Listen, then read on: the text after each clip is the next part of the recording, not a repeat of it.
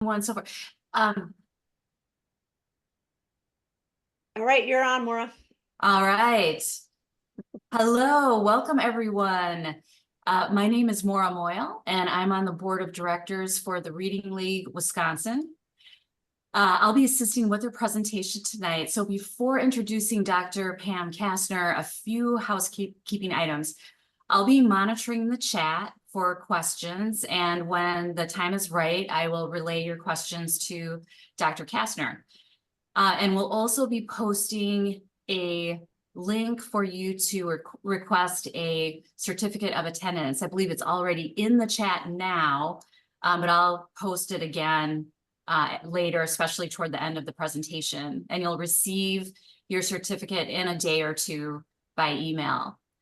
Okay, so I'm pleased to introduce Dr. Pam Kastner, who is presenting tonight's presentation on the power of how using instructional routines to maximize student learning. Dr. Kastner is the president of the Reading League Pennsylvania, among many other amazing things that she's doing. And I will let her tell us all about those things. So without further ado, I will turn it over to Dr. Pam Kastner. Thank you. It's so honored to be here with you this evening. In addition to being the president of the Reading League Pennsylvania and having an amazing board as well, I do have the honor of serving as the State Lead for Literacy in Pennsylvania at PATN, which is the Pennsylvania Training and Technical Assistance Network. That's a mouthful, but for the IDEA funded State Technical Assistance Network. So we're excited about doing that work in our Pennsylvania schools, and also have the honor of teaching at Mount St. Joseph University and the doctoral program for reading science. So we're in the process right now of our cohort 1 going through the dissertation phase, so it's pretty exciting. But what I think I'm most known for maybe is my 6 amazing grandchildren, or at least any grandmother knows that's what we want to be known for. So they are Lola, Layla, Leo, Lily, Louie, and Daphne. She broke the streak there. So I'm very excited to be with you this evening. Some of you, if you do know me, you know I also create Padlets and Wakelets of curated resources at no cost, so that there'll be resources after our time together. That 1 hour goes so quickly, and there's always so much more to learn. So on this Padlet, you'll find the presentation for this evening, as well as many, many, many resources related to this evening's presentation, but also to take you kind of beyond that as well. I think if you guys can put that link I gave you earlier into the chat, if folks don't have their phone with them.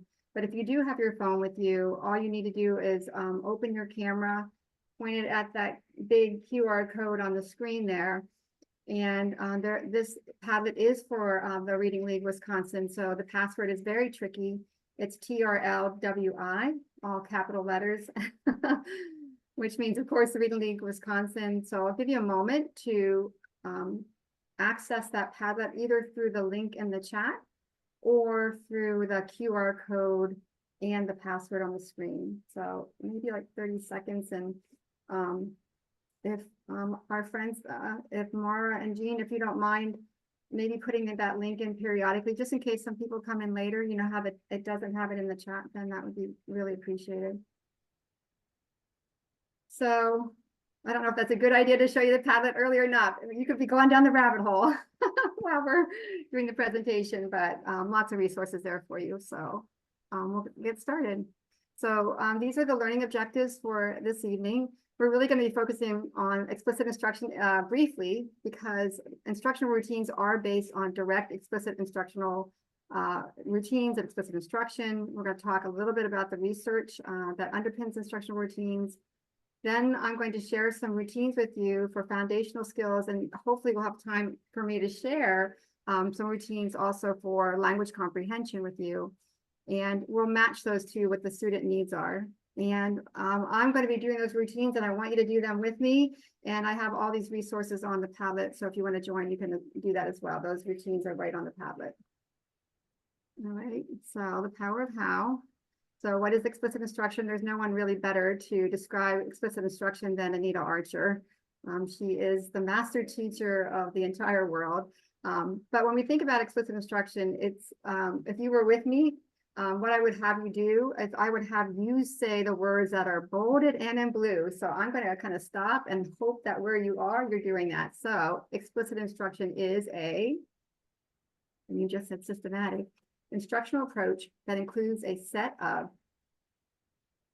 and you're saying delivery and design procedures derived from effective schools research. And it's unambiguous. And it's a direct approach to teaching that incorporates instructional design, how we're designing the instruction, but then also how we're delivering that instruction. So we'll talk about both.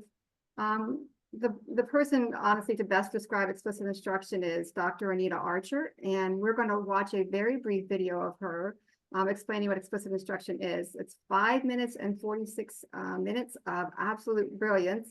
And while you're watching it, just take some quick notes for some ahas. And I'm going to be asking you to share those out in the chat. And Mara's going to take over the screen so that we can watch that together.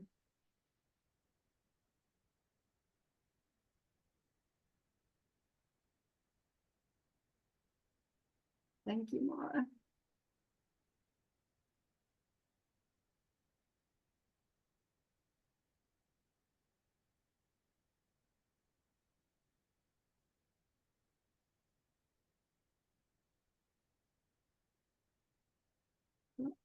Are you hearing it? No, we have no volume, Maura. When you do Zoom screen, you got to click the little box volume. Just at the bottom, it'll say like the two little. Oh, maybe because I'm sorry. I apologize. I know Tell me, can you hear it now?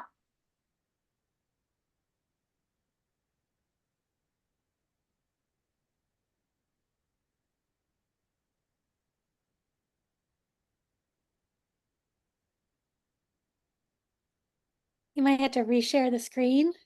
Zoom now has that as like the default for not to do the volume. We're always Okay, learning so something new, oh, aren't we? Always learning something new. are you still not hearing it?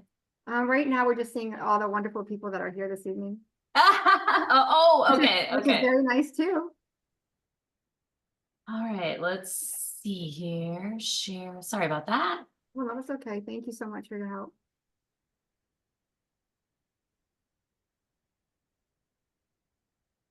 Maybe in the chat, if you've seen this before, it's actually, Yeah. like, it's So it's a classic. I can't tell you how many times I've watched it and I still love it every single time. Yeah, good one. Yeah, it is. Thank you for saying that, Lisa, because I'm serious. I've watched it many, many times. What I've also done while we're waiting is I created a viewing guide. So if you wanted to use it for coaching or something, and then also I created an annotated version. So that way, everyone got all the information that we hope that they would do. If on their own. Yep, we just have to scoot back a little bit, and I think we're good. Problems to discover it. And it's as if we have set up a total dichotomy between explicit instruction and discovery. We really should view it as a continuum. And when we look at the research on instruction, we learn what are the attributes of that continuum. For example, if you are teaching children that are novices, that have just never learned this body of knowledge in the past, it appears that they do much better if we explicitly teach them the information, whether it's knowledge or skills or strategies, that we teach it. If they are learning a body of knowledge that they've not learned in the past, they're brand new to algebra, they are new to decoding of words, then they really benefit from very explicit instruction. So those two things, when the student is a novice, when the knowledge is new, explicit instruction would be desirable. But then after you gain lots of information, you gain lots of skills, then discovery is much more a viable option, but only after you've had explicit instruction. So one of the things that I also would be reminded of is the research. You happen to be a special ed teacher, an interventionist, and you are working with struggling students. We definitely know that they are going to gain more with very explicit instruction than discovery. You know, if they had discovered it, they would not have been struggling. And so we need to have very explicit instruction for them. And what would that mean? Well, we could actually take explicit instruction and put it into two areas. One is the design of the instruction, and the other is the delivery of the instruction. And the design of the instruction means that we pick important content to teach them, we break it down into obtainable pieces, but then our lessons are organized so that more learning could occur. For example, I often talk about 3 major steps in teaching children skills and strategies, where I do demonstration, guided practice, checking for understanding. I do it, we do it, you do it. And many of the skills and strategies we teach would follow that pedagogy. But it also means that the students are not only directly taught it, but they have practice. Actually, I want to tell you, my concern is often that we're not giving adequate practice. I constantly hear people say, well, you know, Anita, that is just drill and kill, drill and kill. And I can tell you, we have no reported incidents of children dying of practice. Instead, look at the research, the abundant research from cognitive science and from learning on practice. The students need deliberate practice where they're practicing with a purpose. They need practice that is spaced over time, not all in one session. And they need to retrieve information in that practice. So it's a combination of very explicit instruction with I do it, we do it, you do it, followed with deliberate and spaced practice and retrieval. But here's what I've noticed. I've had the great blessing of teaching for 52 years and doing demonstrations all throughout every year. And what I have noticed is that students need better delivery skills than we've done in the past. For example, all instruction needs to be interactive. I say something, you say something, I write something, you write something. All explicit instruction would be very interactive with students actively engaged throughout the entire lesson. And we would give them, we'd monitor and watch the responses, give them feedback on the responses, and we would maintain throughout the whole lesson a very quickie pace. So those are some of the attributes of having very explicit instruction. And we know that then I set you up for your ability to solve any problems. I set you up for being successful. I set you up to generalize information to other situations. But this means we got to keep the teach and teacher. And we have to provide the teaching that our students need. So let us never forget the research on explicit instruction, because if learning is our goal, then a lot of explicit instruction needs to occur there. Bless you in your career. May you thrive as an educator.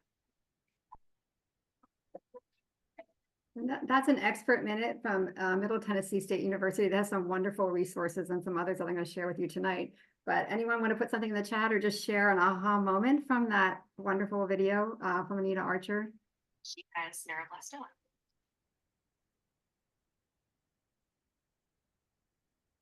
One of my favorite parts is when she says that practice, we have no reported events of students dying from practice. Right? It's not drill and kill, it's drill and skill. So I love that about her, right? Because I'm in schools all the time. In fact, I was there today and I was supporting instructional routines in schools. So that's kind of ironic today. But this is what I usually see with teachers. And if I'm doing a presentation and I want to get a graphic of a classroom, I see a teacher in the front and I see the kids doing this. Right? Do you see that too? Right? So 20 kids in a classroom and teacher asks a question and who raises their hands? You can put it in the chat. The kids who know the answer or the kids who do not.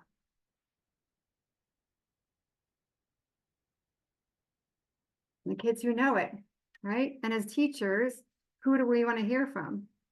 All of them, of course, but we want to know who is still in need of teaching, right? So we need to engage in practices that are equitable, right? In a class of 1 to 20, and if I have one student answering the question, my evidence base on which I'm basing my next instructional move is 5%. That's not a very good evidence base. So in instructional routines, we are ascertaining what every student knows in all student responses so that we can formatively assess where students are and know whether we need to move along or whether we need to reteach. So anything anyone wants to add, because I love that video. I hope that you love it as much as I do, because I think it's just fantastic. A great resource. And as I said, there's a note-taking guide on the Padlet for you that you can use if you want to use it for professional development, and an annotated version too. So basically what she's talking about is this gradual release of responsibility. Nita Archer is known for she is the person who coined the terms I do, we do, you do, right? That gradual release of responsibility, that explicit teaching and modeling by the teacher, that feedback during the practice part of the instruction before we release students to do things on their own, right? But what do you notice about this graphic, right? I sometimes worry about the I do, we do, you do, that we might think I show you once, we do it together once, and off you go, right? So what do you notice? You can unmute or just put something in the chat. What do you notice about this particular slide? On the amazing Jess Searles. The more I can tell you, I can see. What do you notice about this slide?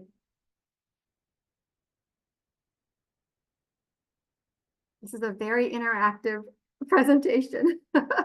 Yeah, so more we do, especially for tier 2 and tier 3, right?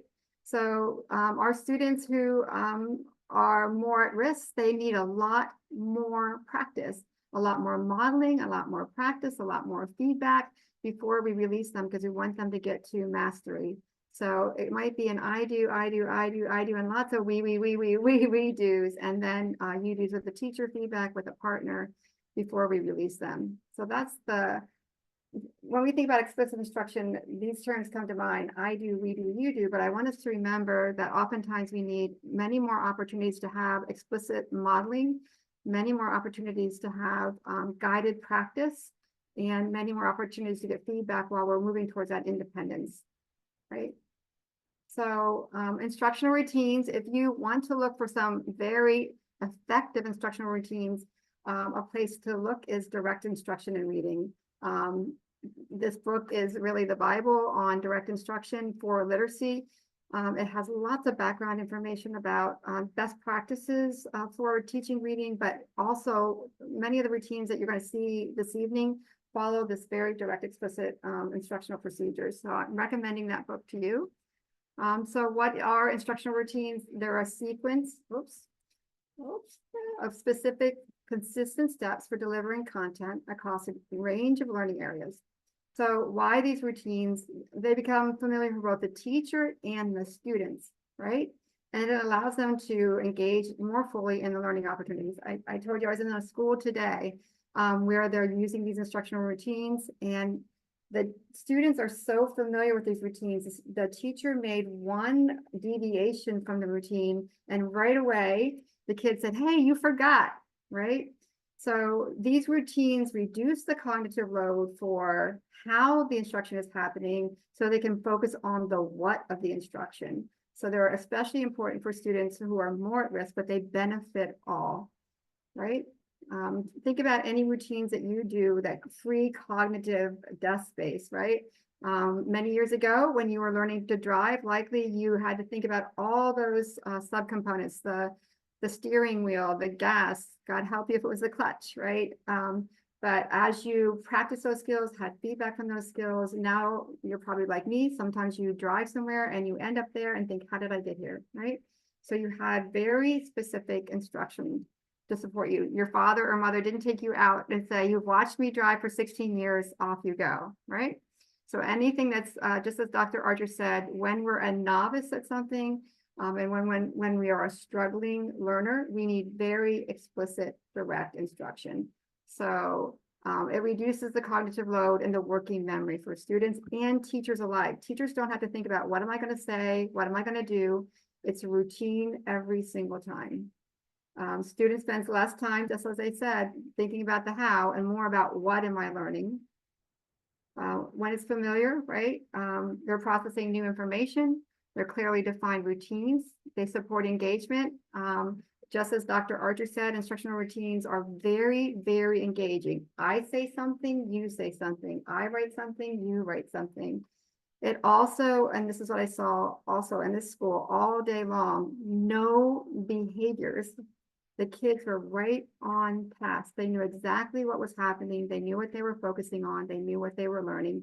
And so there were no behaviors to worry about. And they allowed teaching the content and lots of practice, practice, practice. And just as Dr. Archer said, there's often a practice gap. I've yet to be in a school where if I'm working with a third grade class, they ask me like, oh, did they learn this back in second grade? And it's in a vertical team meeting. The teachers in second grade will say, yes, we taught that. But the third grade teachers are saying, no, they didn't learn that, right? Does that happen only in Pennsylvania? I don't think so, right? So what we're saying is even when we're teaching directly and explicitly as we should, if students are not mastering the content, there's a practice gap. And then how do we close that practice gap with lots and lots and lots of practice, right? So here's the components of an instructional routine. So when you're looking for an instructional routine, these are the things that I want you to have a critical eye for, right? So the wording for the teacher is done, right? And it's very direct, it's very explicit, and it's clear and concise. As teachers, just like I'm doing tonight, we like to talk, and we like to talk a lot, which can sometimes take students off from the task at hand. So the language is very clear, concise, and unambiguous. It provides a brief explanation of what they're going to be doing, and then basically no more teacher talk, right? There's a focus. Where do we want students' attention? Where we place students' attention is where they're going to look. So we need to be very careful with our focus because that's where we want our students' attention. There's a model. That's the I do.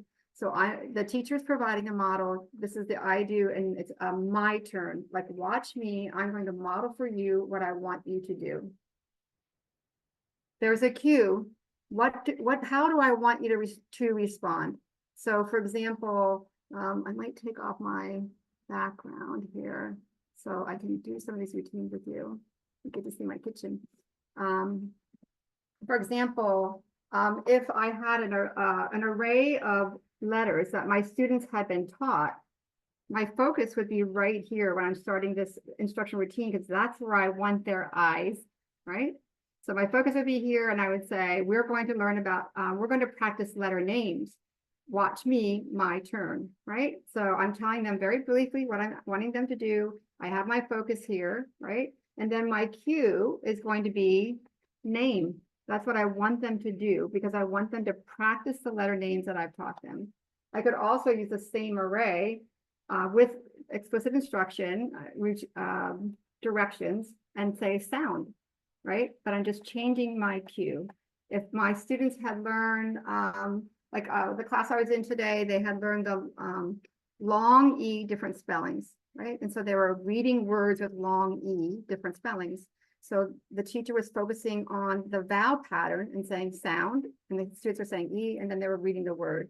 So we'll look at some of those patterns, but we're cueing the students in as to how we want them to respond. And we want them all responding. We don't want any of this. We want all students responding. So another attribute of instructional routine is all students responding. Also, we have thinking time. You know, the research on wait time from Mary Bud Rowe. I always say I want them to do more than waiting during that time. I want them to be thinking. And what do I want them to be thinking about? I want them to be thinking about the cue, what I've asked them to think about. In this case, it could be name or the name for the letter that's in front of them, right? Typically, the wait time or thinking time is 2 to 3 seconds. And why is that? Because we want equitable responses. We want everyone responding and everyone having an opportunity to think. Sometimes it takes students more than a second to do that. So we're going to give them a few seconds to think about the cue, and then we're going to give them a signal that tells them all to respond.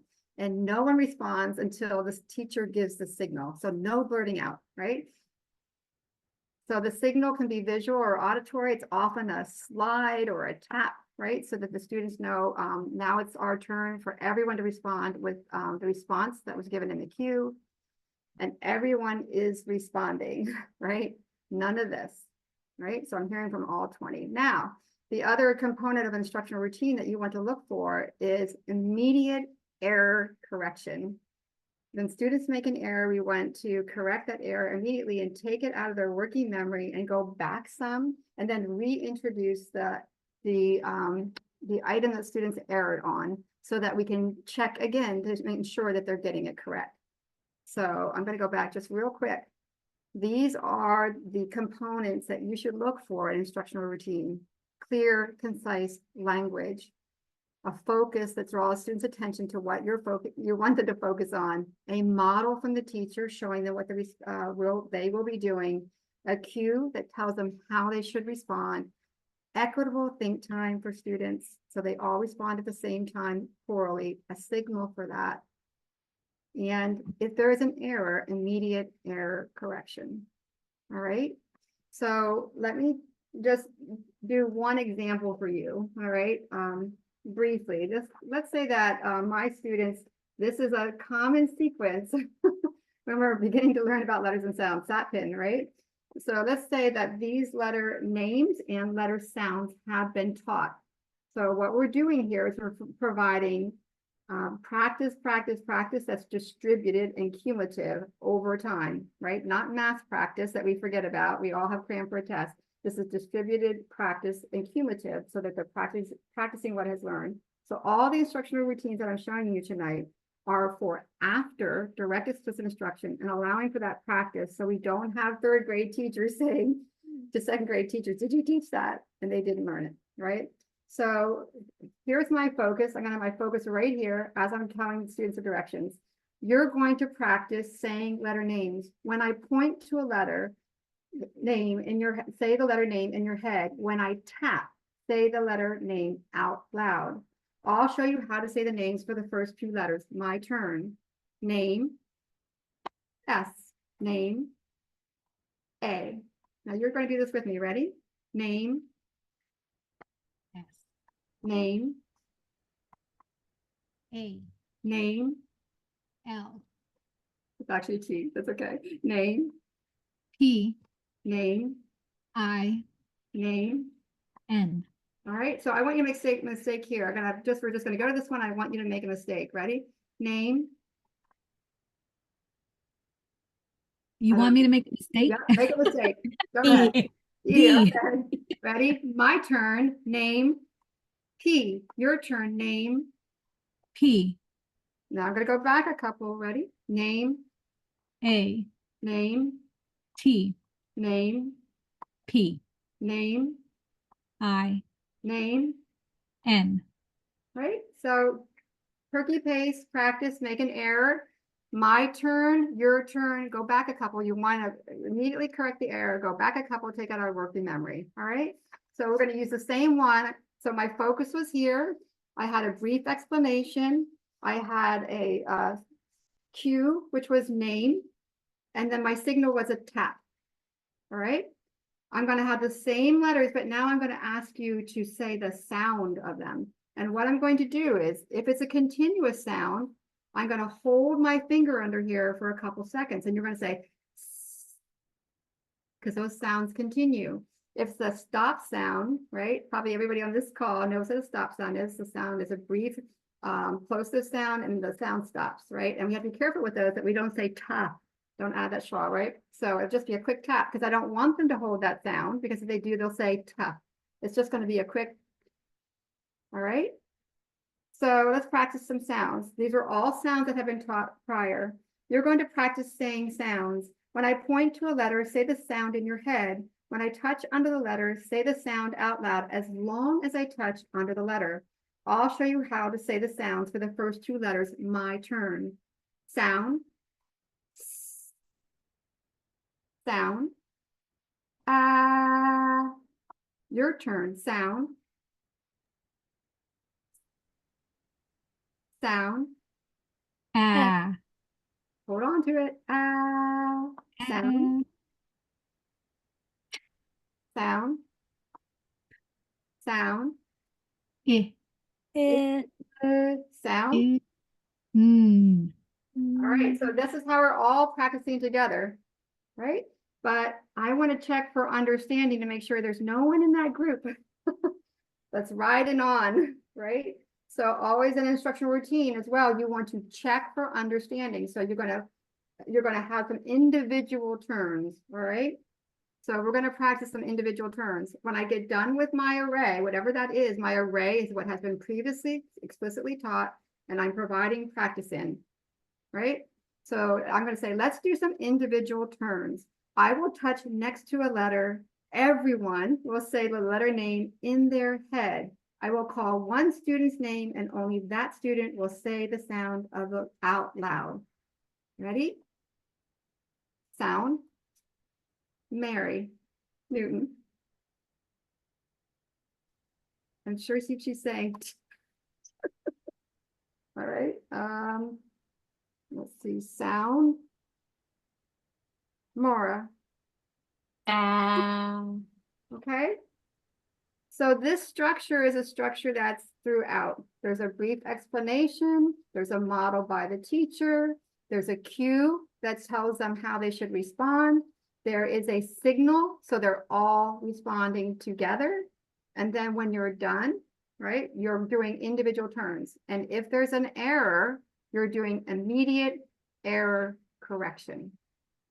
All right, so that's how we're going to get started. All right, so everyone feel comfortable with the structure? Great, so there's the checks for understanding. There you go. All right. There is a question, Okay. Oh, awesome. why do you require that the vowel is prolonged? Because it's a continuous sound, and we know connected phonation is from the research of Dr. Airy recently on the Selena Gomez-Fry. That research, we know that we want to hook them because the tapping out of sounds, there is a pause between the sounds, and it makes it more difficult for kids to hold on to those sounds in working memory. So the research has been telling us none of this tapping stuff, right? So let me just show you really briefly. So here's how we would used to do maybe cat, right? We would, because we have two stop sounds here, right? The k and the t and the vowel sound, of course, is a continuous sound. Before we would say k, at, and we would blend this way, right? And then I'm sure, just like me, you've had kids that you say k, at, and you ask them to blend it together and they say, what? Anything but cat. They have lost the auditory memory of the sound, typically probably the first sound, right? They haven't been able to hold on to it. So the way we're blending now, based on the research, is my finger would be right under that C, and I'm going to hook the k and the ah together to make it continuous without slowing. Watch me. Ready? I'm going to say blend. My turn. Blend. Cat. Word. Cat. Everything is continuous when we're beginning blending. Why? Because our kids are novices and they need the most support.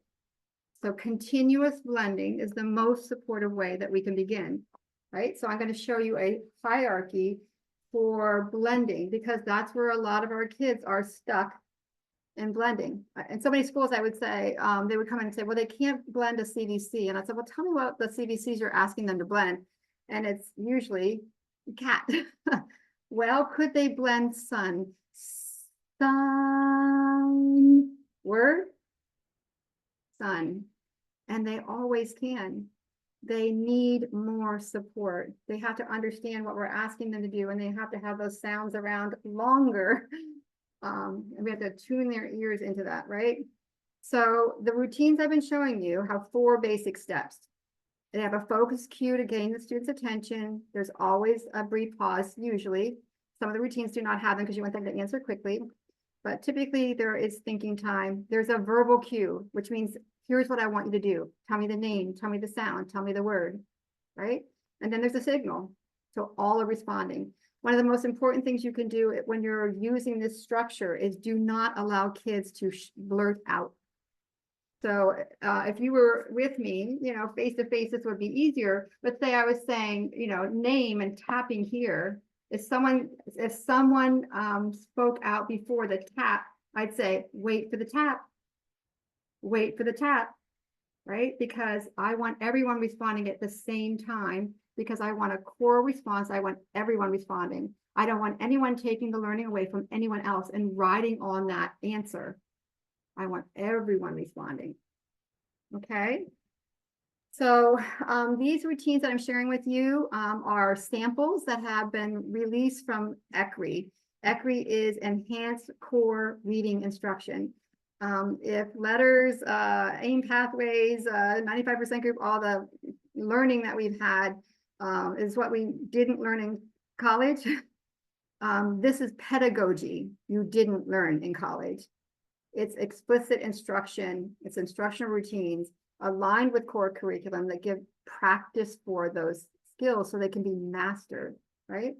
So these are the four things that I've been talking to you about: that focus, the cue, how I want you to respond, the think time, and the signal, right? So error correction is always my turn, model it, the correct one, your turn, you respond with the correct response, go back a couple items, take it out of working memory, and then reintroduce it. Here's the thing I want you to think about this, because in the schools that we're working with, we ground them in this meta structure of direct instruction, because I don't want them just doing ECRI. I want them understanding the bones and the framework of what is explicit instruction, what is effective instruction. So if a student makes an error in math and it's 3 times 4, the teacher says, my turn, models the correct response, your turn, right? This isn't limited to literacy. This is effective instruction that should permeate the entire day when we're providing practice for students, for skills that have been taught, right? So ECRI has a handbook with all these routines, and they have a release sampler. So if you wanted to learn more about it, I'm not here to sell you anything but effective instruction. So there's some routines here that you can just see, okay? So that's where I pulled these from, because it's copyrighted material, and I always want to honor that, of course. So this is a sample of a routine that's in that sampler, and it's for continuous blending. Remember, I said, when you're beginning to blend, we always want to be systematic in our instruction and go from least complex to most complex. And least complex is continuous blending, right? So we're going to look at 4 ways that we can continuously blend that go from least complex to most complex. But you'll see, right, here's the explanation, right? You're going to practice blending sounds to read words. You will say the sounds when I point to the letters. When you blend, don't stop between sounds. I'll show you how to blend and read the first 2 words. My turn, right? Model it. I have to do the first 2, then it's your turn. If there's errors, you already know what I'm going to say. My turn, your turn, go back to, right? And then at the end of the array of practice, I'm going to say, let's do some individual turns to check for understanding. When you start teaching this way, students internalize. They know exactly. They're going to have brief explanation. They're going to get to practice. There's going to be individual turns. If there's an error, they know everything. It makes the classroom instruction predictable, which is highly valuable, right? When we're teaching kids, especially when they're novices or they're strugglers, right? ECRI is not the only instructional routines. There are many effective ones, and there's some really bad ones too. So on that Padlet, there's a Wakelet, of course there is, that has lots of instructional routines from trusted sources and free, right? So it's always wonderful when you can find free and excellent resources. So another place that you could go to look for lesson frames, very similar to the instructional routines that I'm sharing with you, is the Middle Tennessee State University Center for Dyslexia. They have lesson frames for phonological awareness, decoding and spelling, letter knowledge, and fluency. So please check out the Padlet and the Wakelets afterwards if you want to see some quality instructional routines that you can use with your students, right? So for blending, which is a challenging skill for students in learning to decode, ECRI has a continuum, and so you can see what that continuum is, and it's systematic, as you would expect, as explicit instruction should be. Least complex to most complex. We begin with CVCs that are all continuous sounds. Why? That is what is easiest when we're teaching about blending.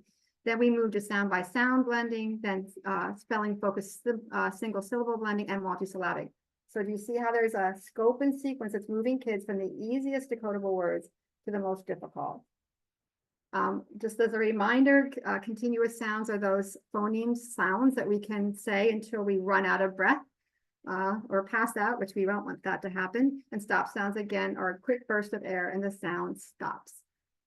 So we're going to be talking about that.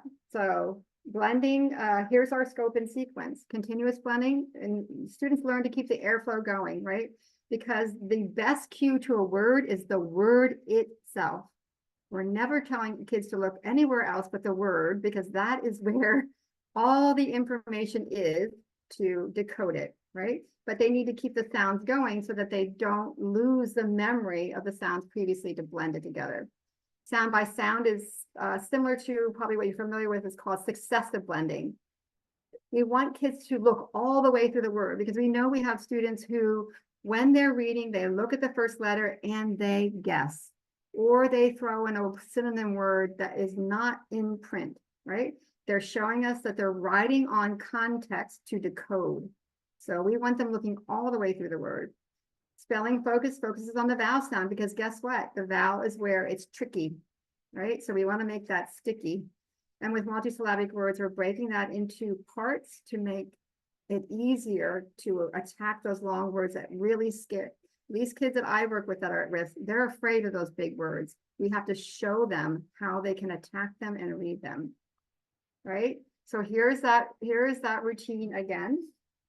And so I'm going to model for you, and you have these on the tablet too, but I'm just going to start with the first 4 for you, because it models each of the patterns. So this word sun has all continuous sounds. You see that? Easiest. Then in the next scope and sequence, what's easiest is we have a continuous sound at the beginning, we have a vowel, and then we have a stop sound at the end. There is a very specific scope and sequence within these instructional routines that's systematic, that goes from least complex to most complex. Next would be when we have stop sounds at the beginning and the end, but a vowel sound. Right, and next we would say we have a continuous sound here, but we have some stop sounds in a blend. All right, so I'm going to model how I would blend each of these so you can see that. All right, so here's my explanation. Where's my focus? Right here, right, because that's where I want their eyes. You're going to practice blending sounds to read words. You will say the sounds when I point to the letters. When you blend, don't stop between sounds. I'll show you how to blend and read the first 2 words. My turn. Blend. Sun. Word. Sun. Blend. Mat. Word. Mat. Your turn. Blend. Sun. Word. Blend. Word. I'll model these down here just for you. Now, where's my finger going to be? I'm stopping the instruction just to show you. It's going to be under here because it's a stop sound. Blend. Cat. Word. Blend. Stop. Word. Stop. Right? So what I hope you notice is I'm looping underneath those continuous sounds. So they're seeing like blend here, blend here, blend here. And I'm going to go back. Whereas my focus is right here again, I'm going to say what? Word, because I want them consolidating that word, right? They blended it, word. Then my finger goes immediately over to the next focus. It's not out here doing this. It goes here, boom, right here. Blend. Mat. Word, mat. All right. So those are the 4 different types of CVC words and beyond, right? So maybe in kindergarten, your array, when you're beginning, is all continuous sounds. I don't know, but eventually you're moving kids to attack any of these words that have both continuous sounds and stop sounds, and teaching them how to hold on to them and you're hooking that vowel sound, right, with that stop sound, because we want the sounds to continue, because that is what is easiest for kids. All right. So any questions about that routine for blending, those 4 examples? You're too quiet. All right. All right. So this is that blending progression that I just showed you, right? All CVCs is all continuous, then stop sounds at the end of the word like mat. And then we have some at the beginning and maybe even at the end like cat, where bin would be, we would go bin, word, bin, right? And then we have CC, VC words, right? That have some blends in them that have stop sounds. Right, that's a blending progression, and that nice graphic that I showed you earlier, with that green one with the arrow, is a very valuable resource and very kind that my friends at the Center for Teaching and Learning allowed to be shared, because it's a progression. It's telling you when they can do this, then you move them to that. See, systematic and explicit. It sets kids up for success. Right, that's what we want to be doing with these instructional routines. We want them to be successful. So on the Padlet, if you want to practice at home afterwards, here's a nice little array for you, right? So you're seeing in the first row, right? All continuous, stop sound at the end, stop sound at the beginning, the end, and there we have it in a blend. But practice, practice, practice, right? How do we get better at it as teachers? The same thing with the instructional routines. The way to get better with them is to do them.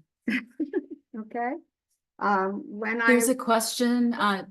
Oh, Dr. Kastner, there's a question. Yep. How would the blending progression influence your scope and sequence of phonemes?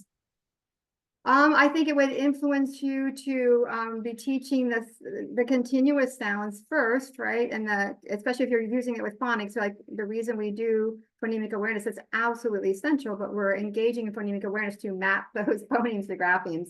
So that's why I think sometimes like SatPin and others, you're seeing in a scope and sequence, because there is no one universal phonics scope and sequence. But when you look at those that are based on the research, you're seeing a mixture of continuous sounds, stop sounds, and vowel sounds. So immediately when students know, as soon as my students knew and guess what, I'd be building at. And as soon as they had a we'd be building that and moving all that around, because we want to show them this connection, this alphabetic principle, that our sounds are represented by graphemes and our graphemes are represented by phonemes, that there's this relationship between the two. So you're gonna want to make sure that you have some continuous sounds there in the beginning, so that you can hold on to those sounds. And yes, we can do that initially orally, but as soon as they know letters and sound correspondences, we are adding those graphemes so that we are encoding always what we are decoding. If we can spell a word, we can read it, but the converse is not true. So when you're teaching spelling, you are teaching reading. So sound by sound blending is the next easiest, right? We did all 4 of those, we're doing great. So what about successive blending? So you're probably familiar with successive blending. And what we're doing here is we're adding a letter and sound, and then we're scooping it each as we go along. So it looks something like this, all right? And you probably know this one. You're going to practice blending sounds to read words. I'll show you how to blend and read the first word, my turn. Sound. Sound. Blend. Sound. Blend. Pen. Word. Pen. All right, next one. Sound. Sound. Blend. Sound. Blend. Run. Word. Run. Sound. Sound. Blend. Up. Word. Up. Sound. Sound. Blend. Sound. Blend. Sit. Word. Sit. Okay. And then of course I would be doing individual turns, right? I'm always checking for understanding. Let's do some individual turns. I will touch next to a word Everyone will say the word in their head. I will call one student's name and only that student will say the word out loud. Laura? Okay. Oh, I can't see what you're, Oh, what you sorry. see. Oh, sorry. More? So you're just uh, gonna say run. Nope. You're just oh. saying the word. Word. Oh, run. You got it. Oh, sorry. I think I'm a bad student. Sorry. No, you're not. I'm a bad teacher because I didn't realize you couldn't do the word. That's not nice there. So, but the goal of successive blending is for drawing students' attention all the way through the word. Because I have students, you have students, we all have students who do not do that. We need to get their attention on that word all the way through, and that helps them do that. All right. So that's the second one. We have 10 minutes to see what I can get done in 10 minutes with you. I always have too much. All right. So the next one I want to do with you is spelling focus, because now we're into single syllable, more difficult words, right? And so where kids usually make the error, and I might have to put this on a whiteboard instead and just model one or two for you, is the vowel sound, right? So what we're doing in spelling focus, and I'll just do a couple with you so you can see, is we're calling attention to the vowel. And then we're asking kids to blend it together, all right? So again, this is practice of what has been taught, so we get to mastery. When we're doing these routines, we're not doing anything new. It's telling us as teachers, we explicitly taught these skills recently and in the past, and we are practicing so that we can determine if you have mastered them and you've held on to them, right? All right, so you're going to practice reading words. I'll show you how to read the first two words. My turn. Ready? I'm going to I have two letters representing this vowel team, right? This R controlled vowel. So I'm going to have two fingers here and I'm going, here's my focus. That's where I want you looking. I've explained what I want to do. And now I'm going to say, I'm going to model, I'm going to say sound. I'm going to tap. I'm going to get 1 second to give you the thing for 2 seconds. I'm going to say sound. And I'm counting in my head. 1, 2, tap. R, word, chart. I'm calling attention to the internal part of the word that the kids usually don't pay attention to. And then I'm taking them back to the beginning and I want them all the way through, right? So that was my turn, your turn. Sound. R, Word. chart. Sound. O, Word. bone. All right, let's try a couple more. We have a minute or two. Let's try one that's a little bit harder. And these are on your tablet too. All right. Ready? Sound. I, Word. light. All right, so it's spelling focus. We're focused on the spelling, and if I could put 3 fingers here or I could bracket, but I'm calling attention, the focus, to what I want them to pay attention to. What's my cue? Sound. The vowel sound. I'm giving them think time. I'm counting in my head. 1, 2, tap. All respond. I go back here. Here's my focus, and I say what? Word. I want you putting it together. Okay.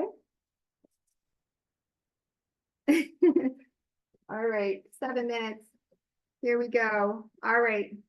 Now, the biggies, right? Multisyllabic words, right? So I have to grab my marker self. This is a bit of a spelling focus too, right? So here's my word. We'll start with magnet. Right? And let me get my directions here. I got them all ready. All right, ready? You're going to read multisyllabic words. Watch me, my turn. Ready? Here we go. Sound. Blend. Mag. It's getting broken there, but sound. Blend. Net. Blend. Magnet. Word. Magnet. All right, let's try rabbit. All right. There we go.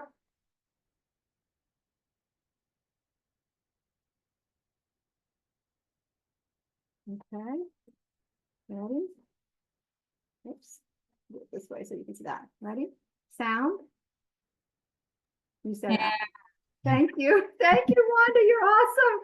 Blend. Rab. Sound. Eh. Blend. Bit. Blend. Rabbit. Word. Rabbit. You got it. And you notice when I blended it, I went, we're not going to go rabbit. We're going to go right to those two B's. And then last but not least, I want to show you what it looks like when we have a prefix. All right. So my prompt, my cue is not going to be sound now. It's going to be prefix, right? My focus is going to be right here, right? And I'm going to say prefix. I'm going to slide. When I slide, you're going to say the word, right? Prefix. Miss. Wow. Sound. Uh. Blend. Trust. Blend. Mistrust. Word. Mistrust. Right? Here's what I want you to think about too. You're modeling these routines so that your students can use them independently when they come to these words. You're building that automaticity, but also the opportunity for your students to become independent and to know what to do when they get to these words, especially these multisyllabic words that scare a lot of our kids who are having a hard time reading. They see those big words and they just think, I can't do this. But when we model these instructional routines and we engage in them, they can then use them themselves. All right.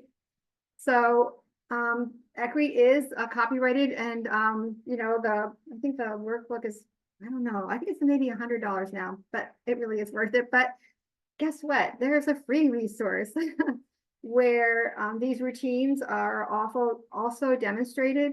The Idaho State Department of Education has these foundational routines. And there's even a video of the amazing Lexi doing them. So you get to see what they look like, okay? When I posted this, I don't know, a couple of years ago, it crashed the system.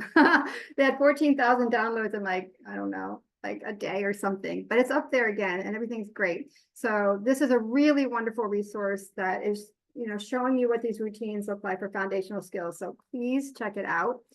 There's a nice literacy map.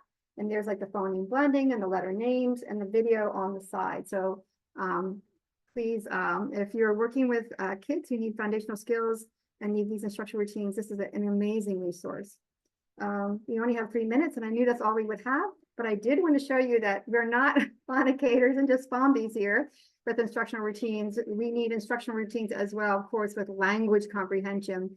And so my wonderful and dear friend, Erin Amy, has created these wonderful little bookmarks for peer and crowd, which are wonderful routines for oral language development. And so those are on the Padlet from her. And of course, there's no one better to teach us how to teach vocabulary than Dr. Anita Archer. This is her instructional sequence for teaching vocabulary. And this video is fabulous. I have watched it, I don't know, maybe 100 times or more. And it is a classic example of effective vocabulary instruction. And there are many others on her explicitinstruction.org site. Please visit it if you want to know what explicit instruction should look like in vocabulary. Here's the thing I want to be an advocate for. If you're trying to embed instructional routines in a middle school, high school, upper elementary, vocabulary is low-hanging fruit. Every single teacher teaches vocabulary or has content vocabulary that's near and dear to their heart, but they're not teaching it explicitly, and it's a barrier to knowledge. And if you can convince the content teachers to teach vocabulary and to teach it in a common routine, you will benefit student learning enormously. So please be a champion with me, a cheerleader for vocabulary instruction. I have included some wonderful vocabulary routines from the National Reading Technical Assistance Center. I've shared these many, many times, and teachers highly value them. So there are 5 different routines there. This is one that very much models the one you might see Anita do. There's some for read alouds, word consciousness, targeted vocabulary, and cumulative review. When I was teaching, I had them like on a ring, and I had them until I knew those routines like the back of my hand. Same thing with the other routines I showed you. There's nothing wrong with having the script right by you because it ensures that we're being consistent with those routines. So don't feel bad about that. And guess what? Idaho has some comprehension routines too. So check that out on the Padlet and on the Wakelets and everywhere else. I have a Wakelet for instructional routines that has resources on there. I have another presentation I did in the fall in October. IDA Perspectives did a whole journal on the power of practice. It's fabulous. It's not fabulous because I did an article. It's fabulous because lots of other people did. And it's a really, really wonderful article. So please check that out. And Jamie Peebler's presentation on practice, Google that because it's absolutely amazing. And now she's Dr. Peebler from Mount St. Joseph University. This is my Padlet that has Wakelets on it and many, many, many, many resources. When we only have an hour to spend together, it's not enough time. And so I always want to leave the people I have the honor of spending time with, learning with them, resources to explore after.